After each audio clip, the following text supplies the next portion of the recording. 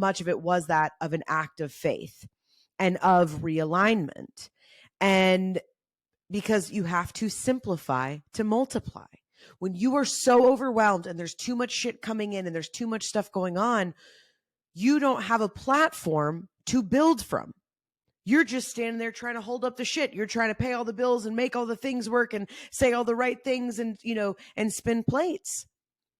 Right? I say that all the time. You can't juggle chainsaws until you learn how to juggle. It's very simple, right? So this idea of simplify to multiply is why I love it for two reasons. One, it's super practical. And that's something I always love to offer you all on this podcast and through a lot of my work, which is like the most spiritual things are hidden in our practical everyday.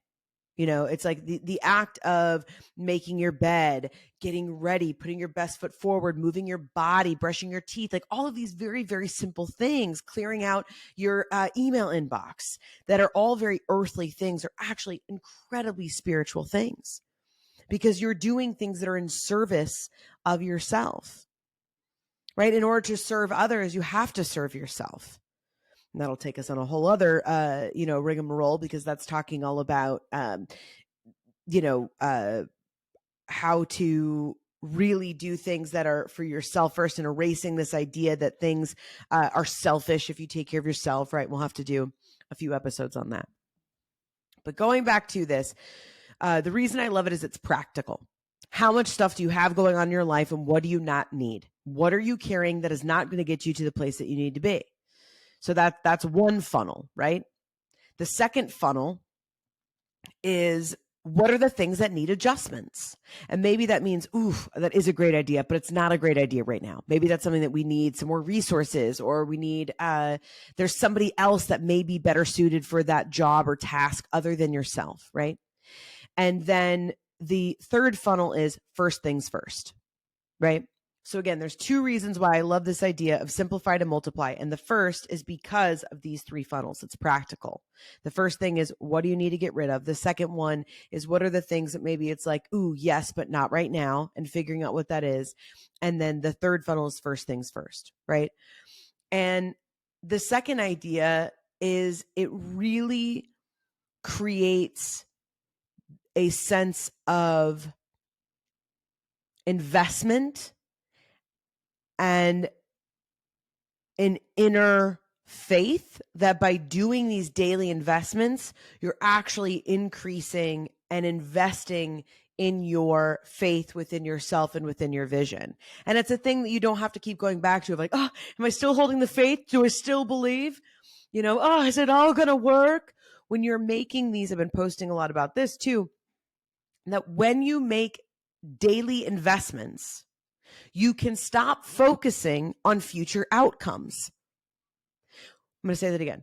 When you are making daily investments, you can literally stop focusing on future outcomes because you're making the daily investments. Again, simplify to multiply, right? So, like I said, it's one of the number one ways, going back to when I was in those therapy sessions with my therapist, and although I was like, I'm not going to move, that's insane, right? Then I just kept doing crazy. And then, shit hit the fan. I'm like, I got to quit drinking, and got sober on accident, which, we all know that story. And if you don't, again, you go listen to old episodes. And that was really when it was like, okay, I have to really just start stripping all of these things down to get to what is almost like not even what is the goal or even what is the purpose, but like who am I really?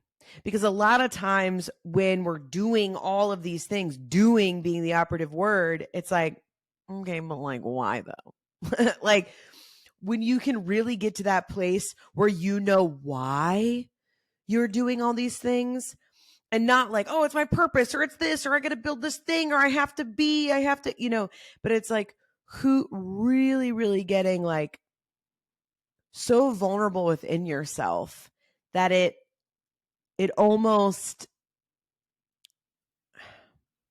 stings.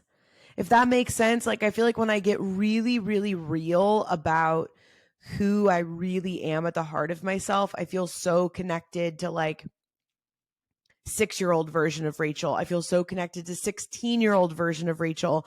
And I feel so connected to all of the parts of myself that felt so lost at 26-year-old Rachel, right? Because that's really where your most honest voice lies, is in that completely uncovered place. And it's just pure. And I think that's why it stings, because we do all of these things to cover it up and protect it and cover it up. Or other people are like, that's gross who you are, cover it up, right? Or like, that's stupid, or like, we can't sell that thing, or no one's going to care about that person, right? We cover it up and we cover it up and we cover it up. And so then we act out of alignment. And so the true journey of simplify to multiply is getting closer and closer and closer and closer and closer to that purity. And I don't mean purity of like innocent or like virginal, but just pure heart and soul. I just don't want it to be cheesy and then just there it is. You know what I mean? But they don't have to like mutually exclusive. They can be absolutely accurate and then also like high cheese. You know what I mean? Also would have been a great name for the podcast, High Cheese with Rachel LaForce. But we just eat cheese when we talk about spiritual things. Okay. Bits. Everybody.